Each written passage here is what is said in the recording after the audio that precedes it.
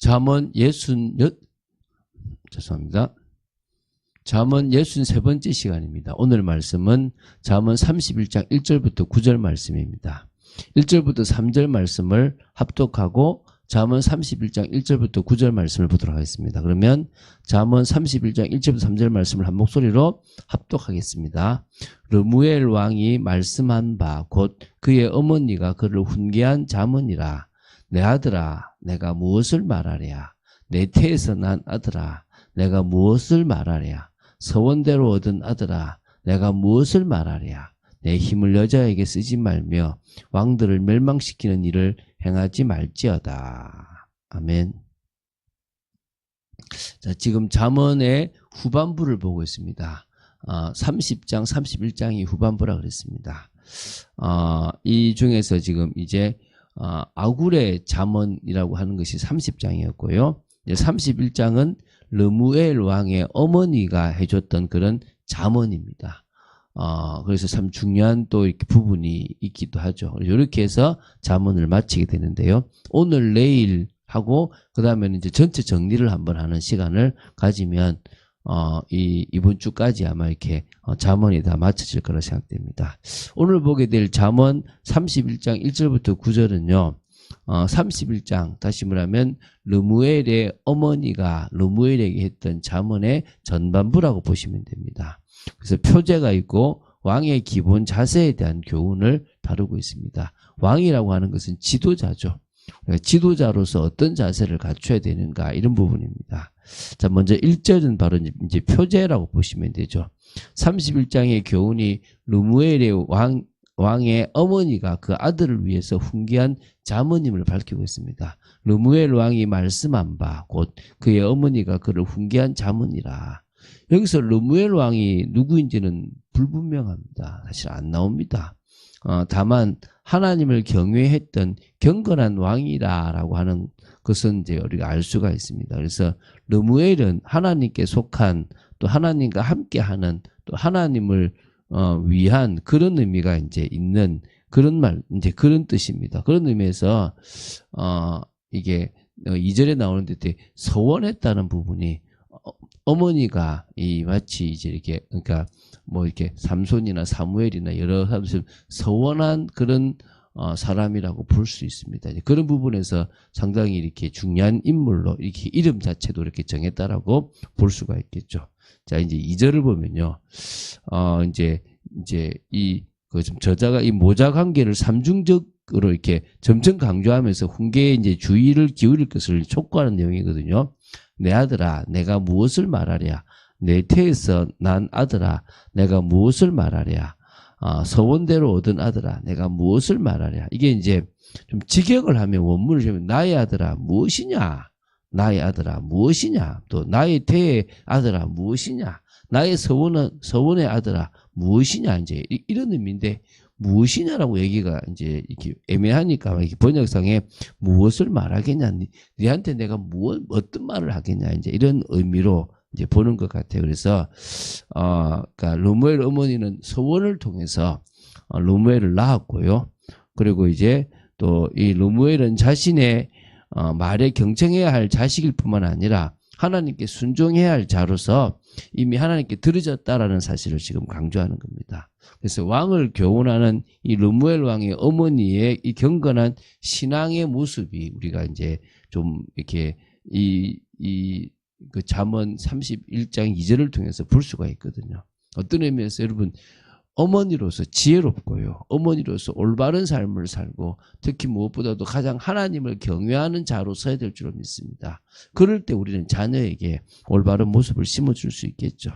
자, 이제 3절부터 9절의 내용이 왕으로서의 기본 자세에 대해서 권면하는 부분입니다. 그 중에서 먼저 3절부터 7절이 왕이 멀리해야 될 것과 특히 여자 문제, 그 술 이런 부분에 대해서 이렇게 강조합니다. 우리가 되게 아주 좀 중요하게 생각해야 될 건데 결국 이 시대에 많은 지도자들이나 리더들이 또 많은 어떤 그런 뭡니까 이렇게 목회자들도 마찬가지고 목회자들은 뭐 술을 안 먹는 것처럼 보이지만 어떤 분들은 막 먹고 망하는 사람들도 있습니다. 그래서 어떤 의미에서는 이게 되게 우리가 좀 중요하게 봐야 됩니다. 그게 안 해야 된다가 아니라 기본적인 거라고 생각하시면 되겠죠. 3절입니다.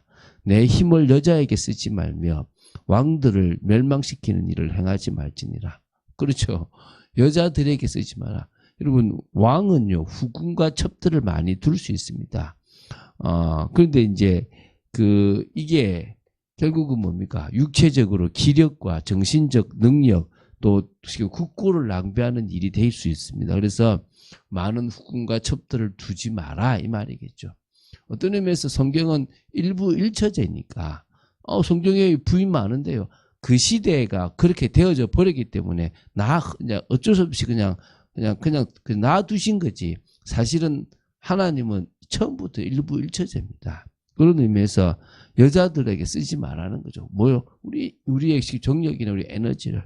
그리고 왕들을 멸망시키는 일. 악한 왕으로서 다른 땅을 차지하고 이런 일에 쓰지 말라는 말입니다. 그럼 다윗 왕은 왜 그랬냐?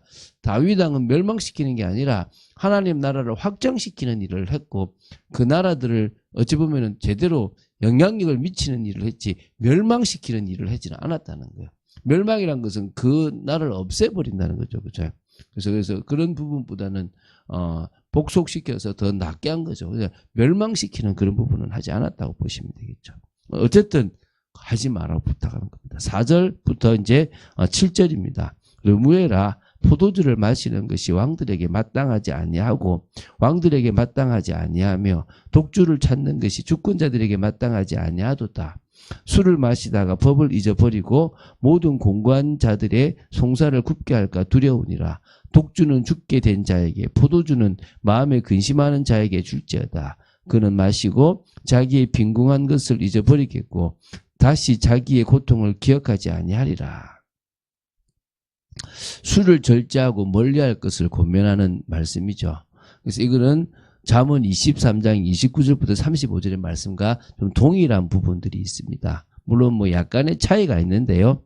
어쨌든 이것은 다른 사람을 다스리는 왕으로서 이런 술을 더더욱 일반인보다 더 많이 경계하라는 겁니다. 그래서 4절을 보면 왕이 술을 마시는 것이 마땅하지 아니하다라는 표현이 3번이나 반복됩니다. 그래서 2절에서 자식에 대한 사랑을 그러니까 이게 뭡니까? 이게 거기 보면은 그렇게 표현 나오잖아요. 이게 보면 2절에 보면은 무엇을 말하랴 이런 식의 얘기하지 않습니까? 그걸 3번이나 반복했던 것처럼 나름대로 감정을 좀 표현한 부분들이 좀 있다라고 봐요. 그래서 일반 백성들도 당연히 술을 이제 좀 멀리 해야 되겠지만 통치자나 지도자들은 술을 마시는 것을 더더욱 깊이 해야 된다는 겁니다.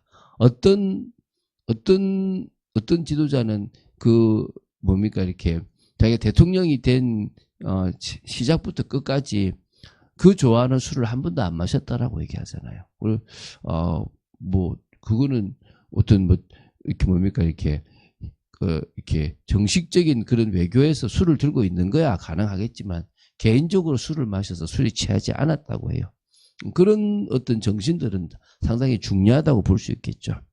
자, 그래서 5절입니다. 그 이유가 제시됐죠. 왕이 술을 마시게 되므로 공의와 이 법을 망각하게 된다는 거예요. 그러니까 하나님이 세우신 그것을 잊어버리고 자기 생각에 옳은 대로 갈 수 있다는 겁니다. 그래서 스스로 이 왕위를 무너뜨리는 자멸 행위를 할 수 있기 때문에 결국은 술을 멀리해라는 겁니다. 그래서 독주는 죽게 된 자에게, 포도주는 마음에 근심하는 자에게 줄지어란 말이, 그 당시 술은 결국은 병을 치료하는 데도 사용했고 또 육체의 고통을 잊게 하는 데도 주로 이제 많이 사용됐다고 할 수도 있고, 또 그런 자들이 술을 주로 좋아한다 이런 의미도 있다고 보시면 됩니다. 그래서 술은 인간의 정신작용을 무디게 하기 때문에 7절의 언급처럼 마시는 자로 하여금 근심 걱정을 잠시나마 잊게 해준 효과는 있지만 없어진 게 아니잖아요. 단지 그냥 순간적으로 마시면 이런 거라는 거예요.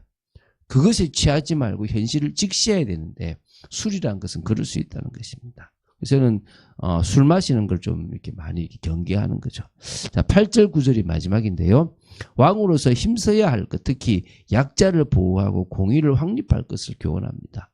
결국 우리가 경계해야 될 것이 뭐고 우리가 마음 잡을 게 뭐냐. 사실은 이게 이거를 지키려고 하지 말고요. 더 좋은 것을 바라보세요. 그게 무슨 말입니까? 하나님의 은혜의 맛을 보고 하나님과 함께하는 비밀을 누려서 굳이 술도 필요 없고 굳이 여자도 필요 없고 굳이 세상 것이 필요 없으면 되는 겁니다. 그러면 뭡니까? 그게 진짜 율법을 완성하는 거예요. 여러분이 진짜 맛을 보시게 되기 바랍니다. 아, 이거 내가 절제해야 되는데 하지 말고 이게 절제가 될 만큼 진짜 맛을 봐버리면 되는 겁니다. 그런 여러분 되시기 바랍니다. 자, 8절 구절 보겠습니다. 너는 말 못하는 자와 모든 고독한 자의 송사를 위하여 입을 열지니라. 그렇죠. 중요하잖아요.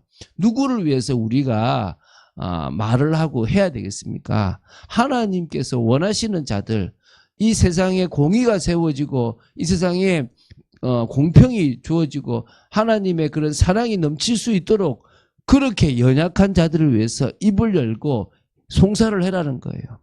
너는 입을 열어 공의를 재판하여 공고한 자와 궁핍한 자를 신원할지니라. 우리가 누구 편에 서야 되겠냐는 거예요. 많은 사람들은 돈 있는 자의 편에 섭니다. 교회도 그렇게 되는 경우들이 많아요. 그러지 말고 뭐요? 하나님이 원하시는 자리에 우리가 서라는 겁니다. 그게 정말 중요한 거겠죠. 그래서 우리는 연약한 존재입니다. 우리는 자꾸 육신적이고 세상적인 것에 치우칠 수밖에 없는 존재입니다. 그래서 우리는 뭡니까? 비판할 자격도 없고 우리는 행할 자격도 없는 그런 존재입니다. 그런 의미에서 우리는 자신을 보고 복음 없으면 절대 안 되는 존재, 성령의 역사 속으로 들어가서 참 은혜의 맛을 봐야만 진정으로 우리는 하나님의 뜻을 이룰 수 있는 존재라는 것을 기억해야 될 줄로 믿습니다. 그런 축복을 사실적으로 누리고 응답으로 누린 여러분 되시기를 주 예수 그리스도 이름으로 축원드립니다. 주는 그리스도시요 살아계신 하나님의 아들이심을 고백합니다. 말씀 따라가는 축복 속에 저희들을 지켜주시고 인도하여 주시고 역사하여 주시옵소서. 저희들은 하나님의 은혜로 살아가는 존재임을 고백합니다. 저희들은 말씀이 정말 우리 마음 신비에 새겨져야 함을 깨닫는 존재입니다. 성령의 충만함 속에 들도록 지켜주시고 인도하여 주시고 역사하여 주시옵소서. 말씀 따라가는 축복 속에서 참응답 받기를 원합니다. 은혜 내려주시고 역사하여 주시옵소서. 주님 사랑합니다. 아버지 하나님 정말 저희들이 올바른 지도자로서 또 정말 저희들이 현장에서 전도자로서의 복된 삶을 살아가는 귀한 저희들 되도록 지켜주시옵소서. 주 예수 그리스도 이름으로 기도드립니다. 아멘.